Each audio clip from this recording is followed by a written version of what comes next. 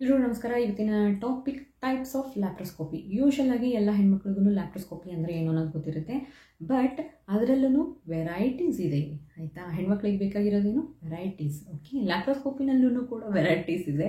So ಯಾವುದ್ಯಾವುದು variety ಏನೇನು ಹೇಳುತ್ತೆ, ಯಾವುದ್ಯಾವುದಕ್ಕೆ ಏನೇನೆಲ್ಲ ಯೂಸ್ ಮಾಡ್ತಾರೆ ಅನ್ನೋದನ್ನು ಇವತ್ತಿನ ವಿಡಿಯೋನಲ್ಲಿ ತಿಳ್ಕೊಳ್ಳೋಣ ಬನ್ನಿ. ಸೊ ಫಸ್ಟ್ ಲ್ಯಾಪ್ರೋಸ್ಕೋಪಿ ಟೈಪ್ ಏನಂದರೆ ಡಯಾಗ್ನೋಸ್ಟಿಕ್ ಲ್ಯಾಪ್ರೋಸ್ಕೋಪಿ. ಅಂದರೆ ಏನಾಗಿದೆ ಡಯಾಗ್ನೋಸ್ ಮಾಡೋದಕ್ಕೋಸ್ಕರ ಯೂಸ್ ಮಾಡುವಂತಹ ಲ್ಯಾಪ್ರೋಸ್ಕೋಪಿ. ಏನಾಗಿದೆ ಒಳಗಡೆ, ಏನು ನಡೀತಾ ಇದೆ ನೋಡೋಣ ಬನ್ನಿ ಅಂತಂತ ಹೇಳಿ ಮಾಡುವಂತಹ ಲ್ಯಾಪ್ರೋಸ್ಕೋಪಿ ಡಯಾಗ್ನೋಸ್ಟಿಕ್ ಲ್ಯಾಪ್ರೋಸ್ಕೋಪಿ. ಅಂದರೆ ಪೆಲ್ವಿಕ್ ಏರಿಯಾನಲ್ಲಿ ಏನು ಪ್ರಾಬ್ಲಮ್ ಆಗಿದೆ, ಪ್ರಾಬ್ಲಮ್ ಇದೆನಾ ಅಥವಾ ಇರೋದಾದರೆ ಯಾವ ಥರ ಪ್ರಾಬ್ಲಮ್, ಅದನ್ನು ಸಾರ್ಟ್ಔಟ್ ಮಾಡೋಕ್ಕಾಗುತ್ತೋ ಇಲ್ವೋ, ಡೀಪ್ ಇನ್ವೆಸ್ಟಿಗೇಷನ್ ಮಾಡುವಂತಹ ಲ್ಯಾಪ್ರೋಸ್ಕೋಪಿನ ಡಯಾಗ್ನೋಸ್ಟಿಕ್ ಲ್ಯಾಪ್ರೋಸ್ಕೋಪಿ ಅಂತ ಕರೀತಾರೆ. ಏನಾಗಿದೆ ಅನ್ನೋದನ್ನು ಕಂಡು ಹಿಡಿಯೋದಕ್ಕೋಸ್ಕರ ಮಾಡುವಂತಹ laparoscopy diagnostic laparoscopy. Second variety ಏನಂದರೆ ಆಪರೇಟಿವ್ ಲ್ಯಾಪ್ರೋಸ್ಕೋಪಿ. ಆಪರೇಟಿವ್ ಲ್ಯಾಪ್ರೋಸ್ಕೋಪಿ ಅಂದರೆ ಆಲ್ರೆಡಿ ಡಯಾಗ್ನೋಸ್ಟಿಕ್ ಲ್ಯಾಪ್ರೋಸ್ಕೋಪಿನಲ್ಲಿ ಏನು ಪ್ರಾಬ್ಲಮು ಅನ್ನೋದನ್ನು ಗೊತ್ತು ಮಾಡ್ಕೊಂಡ್ಬಿಟ್ಟಿರ್ತಾರಲ್ವ. ಸೊ ಆಪರೇಟಿವ್ ಲ್ಯಾಪ್ರೋಸ್ಕೋಪಿನಲ್ಲಿ ಏನು ಮಾಡ್ತಾರೆ, ಆ ಪತ್ತೆ ಹಚ್ಚಿರೋದನ್ನು ಸಾರ್ಟ್ ಔಟ್ ಮಾಡೋದಕ್ಕೆ, ಟ್ರೀಟ್ ಮಾಡೋದಕ್ಕೆ, ಸೊಲ್ಯೂಷನ್ ಅಂತಂದರೆ ಅದೇನು ಪ್ರಾಬ್ಲಮ್ ಇರುತ್ತೆ ಅದನ್ನು ತೆಗೆದು ಹಾಕೋದಕ್ಕೆ ಏನು ಮಾಡಬೇಕು ಅದನ್ನು ಮಾಡುವಂತಹ ಲ್ಯಾಪ್ರೋಸ್ಕೋಪಿನ ಆಪರೇಟಿವ್ ಲ್ಯಾಪ್ರೋಸ್ಕೋಪಿ ಅಂತ ಕರೀತಾರೆ ಆಯಿತಾ. ಸೊ ಏನು ಈ ಆಪರೇಟಿವ್ ಲ್ಯಾಪ್ರೋಸ್ಕೋಪಿನಲ್ಲಿ ಮತ್ತೆ ಸುಮಾರಷ್ಟು ವೆರೈಟೀಸ್ ಇದೆ. ಏನಂತಂದರೆ ಫೈಬ್ರಾಯ್ಡ್ಸ್ನ ರಿಮೂವ್ ಮಾಡೋದಕ್ಕೆ ಒಂದು ಲ್ಯಾಪ್ರೋಸ್ಕೋಪಿ, ಅಥವಾ ಯೂಟ್ರಸ್ನ ಪೋರ್ಷನ್ನ ರಿಮೂವ್ ಮಾಡೋದಕ್ಕೆ ಇರುವಂತಹ ಲ್ಯಾಪ್ರೋಸ್ಕೋಪಿ. ಈ ಥರ ಒಂದೊಂದಕ್ಕೆ ಒಂದೊಂದಿದೆ ಆಯಿತಾ. ಯೂಟ್ರೈನ್ ಫೈಬ್ರಾಯ್ಡ್ನ ರಿಮೂವ್ ಮಾಡೋದಕ್ಕಿರುವಂತಹ ಲ್ಯಾಪ್ರೋಸ್ಕೋಪಿನ ಮಯೋಮೆಕ್ಟೊಮಿ ಅಂತ ಕರೀತಾರೆ. ಯೂಟ್ರಸ್ ರಿಮೂವ್ನ ಮಾಡೋದಕ್ಕೋಸ್ಕರ ಇರುವಂತಹ ಲ್ಯಾಪ್ರೋಸ್ಕೋಪಿನ ಹಿಸ್ಟ್ರೋಕ್ಟೊಮಿ ಅಂತ ಕರೀತಾರೆ. ಅಂದರೆ ಯೂಟ್ರಸ್ ರಿಮೂವಲ್ಲೇ ಮತ್ತೆ ಸುಮಾರಷ್ಟು ವೆರೈಟಿ ಇದೆ ಆಯಿತಾ. ಸೊ ಅದು ಓವರಾಲ್ ಆಗಿ ಹಿಸ್ಟ್ರೋಕ್ಟೊಮಿ ಅಂತ. ರಿಮೂವಲ್ ಆಫ್ ಅಪೆಂಡಿಸೈಟಿಸ್ಗೇನೆ ಏನಂತೆ ಅಪೆಂಡೆಕ್ಟೊಮಿ ಅಂತ ಕರೀತಾರೆ. ಕೋಲನ್ ಅಥವಾ ಏನಂತಾರೆ ಅದಕ್ಕೆ ಕರುಳು ಆಯಿತಾ, ಆ ಕರುಳನ್ನ ಪೋರ್ಷನನ್ನು ರಿಮೂವ್ ಮಾಡೋದಕ್ಕೋಸ್ಕರ ಇರುವಂತಹ ಲ್ಯಾಪ್ರೋಸ್ಕೋಪಿನ ಕೋಲೆಕ್ಟೊಮಿ ಅಂತ ಕರೀತಾರೆ ಆಯಿತಾ. ಸೊ ಇದನ್ನು ಯೂಶಲಾಗಿ ಕೋಲನ್ ಕ್ಯಾನ್ಸರ್ ಯಾರ್ಯಾರಿಗಾಗಿರುತ್ತಲ್ಲ, ಯಾವ ಪರ್ಟಿಕ್ಯುಲರ್ ಕರುಳಿನ ಭಾಗ ಕ್ಯಾನ್ಸರ್ ಆಗಿರುತ್ತಲ್ಲ ಅದನ್ನಷ್ಟೇ ಹಿಂಗೆ ಕಟ್ ಮಾಡಿ ಹಿಂಗೆ ತೆಗಿತಾರಲ್ಲ, ಅದು ಮಾಡೋದು ಕ್ಯಾನ್ಸರ್ ಟ್ರೀಟ್ಮೆಂಟಲ್ಲಿ ಆಯಿತಾ. ಅದನ್ನು ಏನಂತ ಕರೀತಾರೆ, ಕೋಲೆಕ್ಟೊಮಿ ಅಂತ ಕರೀತಾರೆ ಆಯಿತಾ. ಸೊ ಇದೆಲ್ಲ ಆಪರೇಟಿವ್ ಲ್ಯಾಪ್ರೋಸ್ಕೋಪಿ.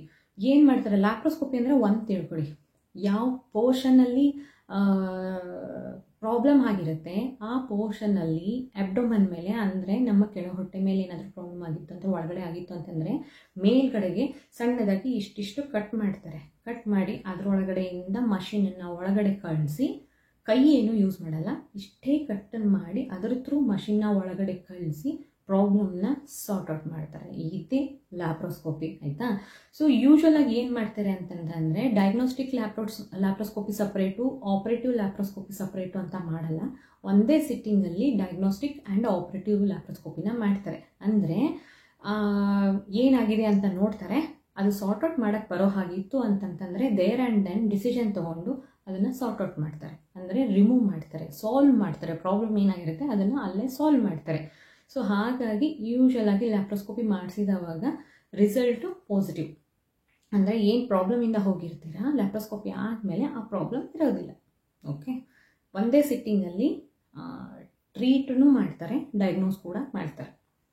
ನೆಕ್ಸ್ಟು ಲ್ಯಾಪ್ರೋಸ್ಕೋಪಿ ಅಂದರೆ combination of hysteroscopy and laparoscopy ಎರಡನ್ನೂ ಒಂದೇ ಸತಿ ಕಂಬೈನ್ ಮಾಡಿ ಲ್ಯಾಪ್ರೋಸ್ಕೋಪಿ ಅಂತ ಕರೀತಾರೆ, ಒಂದೇ ಸಿಟ್ಟಿಂಗಲ್ಲಿ ಮಾಡೋದ್ರಿಂದ ಆಯಿತಾ. ಹಿಸ್ಟ್ರೋಸ್ಕೋಪಿ ಅಂದರೆ ಏನು ಮಾಡ್ತಾರೆ, ವೆಜೈನಾಯಿಂದ ನಮಗೆ ಮಷೀನನ್ನು ಒಳಗಡೆ ಕಳಿಸ್ತಾರೆ. ಸೊ ಯೂಟ್ರಸ್ ಒಳಗಡೆ ಏನಾಗಿದೆ ಅನ್ನೋದು ಹಿಸ್ಟ್ರೋಸ್ಕೋಪಿಯಿಂದ ಸಾಲ್ವ್ ಮಾಡ್ತಾರೆ ಆಯಿತಾ.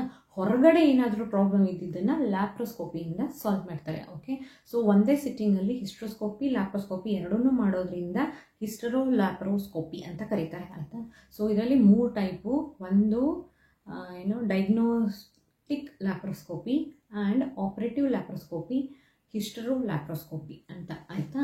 ಸೊ ಇದಿಷ್ಟೇ ಟೈಪ್ಸ್ ಆಫ್ ಲ್ಯಾಪ್ರೋಸ್ಕೋಪಿ.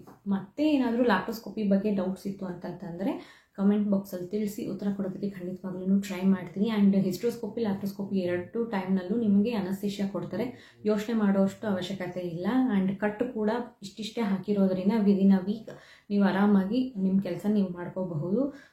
ಮಾಡಿಸಿದ 1 ದಿವಸ ಅಥವಾ 2 ದಿವಸದಲ್ಲಿ ನಿಮಗೆ ಮನೆ ಕೂಡ ಕಳಿಸ್ತಾರೆ. ಹಾಸ್ಪಿಟ್ಲಲ್ಲೂ ಜಾಸ್ತಿ ಡ್ಯೂರೇಷನ್ವರೆಗೂ ಇರೋ ಅಂತಹ ಅವಶ್ಯಕತೆ ಇಲ್ಲ. ಈಗಂತೂ ಎಲ್ಲದಕ್ಕೂ ಲ್ಯಾಪ್ರೋಸ್ಕೋಪಿಕ್ ಆಪ್ರೇಷನ್ನೇ ಮಾಡ್ತಾರೆ. ದಯವಿಟ್ಟು ಇಷ್ಟುದ್ದ ಕೂಸ್ಕೊಳಕ್ಕೆ ಹೋಗ್ಬಿಡಿ. ಮಕ್ಕಳ ಆಪ್ರೇಷನ್ಗೂ ಇಷ್ಟುದ್ದ ಕೂಸ್ಕೊತಾರೆ, ಇವಾಗ ಯಾವನು ಕೂಸ್ಕೊತಾನೆ ಆಯಿತಾ? ಅಂಥವೆಲ್ಲ ಮಾಡೋಕ್ಕೆ ಹೋಗ್ಬಿಡಿ. ಡಾಕ್ಟರ್ಸ್ ಹತ್ರ ಮಾತಾಡಿ ಆಮೇಲೆ ಡಿಸಿಷನ್ ತೊಗೊಳ್ಳಿ. ಲ್ಯಾಪ್ರೋಸ್ಕೋಪಿಕ್ ಆಪ್ರೇಷನ್ಸ್ ಈಗ ದಿ ಬೆಸ್ಟ್ ಆಯಿತಾ? ಬೇಗ ರಿಕವರಿ ಆಗುತ್ತೆ ಆ್ಯಂಡ್ ನಿಮ್ಮ ಪ್ರಾಬ್ಲಮ್ನು ಸಾರ್ಟ್ ಔಟ್ ಆಗುತ್ತೆ. ಲ್ಯಾಪ್ರೋಸ್ಕೋಪಿಕ್ ಮಾಡಿದ್ದಾರೆ ಅಂದ ತಕ್ಷಣ ಡೌಟಲ್ಲಿ ಇರುತ್ತೆ, 100% ಗ್ಯಾರಂಟಿ ಇರಲ್ಲ ಅನ್ನೋ ಥರ ಏನಿರಲ್ಲ.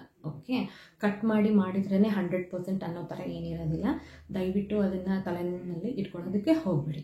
ಇದಿಷ್ಟೇ. ಆ್ಯಂಡ್ ಇದ್ರ ಬಗ್ಗೆ ಏನಾದರೂ ಡೌಟ್ಸ್ ಇತ್ತು ಅಂತಂದರೆ ಕಮೆಂಟ್ ಬಾಕ್ಸಲ್ಲಿ ತಿಳಿಸಿ, ಖಂಡಿತವಾಗ್ಲೂ ಉತ್ತರ ಕೊಡೋದಕ್ಕೆ ಟ್ರೈ ಮಾಡ್ತೀನಿ. ಆ್ಯಂಡ್ ಈ ವಿಡಿಯೋ ನಿಮಗೆ ಇನ್ಫಾರ್ಮೇಟಿವ್ ಅಂತ ಅನ್ನಿಸ್ತು ಅಂದರೆ ಲೈಕ್ ಮಾಡಿ, ಕಮೆಂಟ್ ಮಾಡಿ, ಶೇರ್ ಮಾಡಿ, ಆ್ಯಂಡ್ ನನ್ನ ಚಾನಲ್ನ ಸಬ್ಸ್ಕ್ರೈಬ್ ಮಾಡಿ. ಧನ್ಯವಾದ.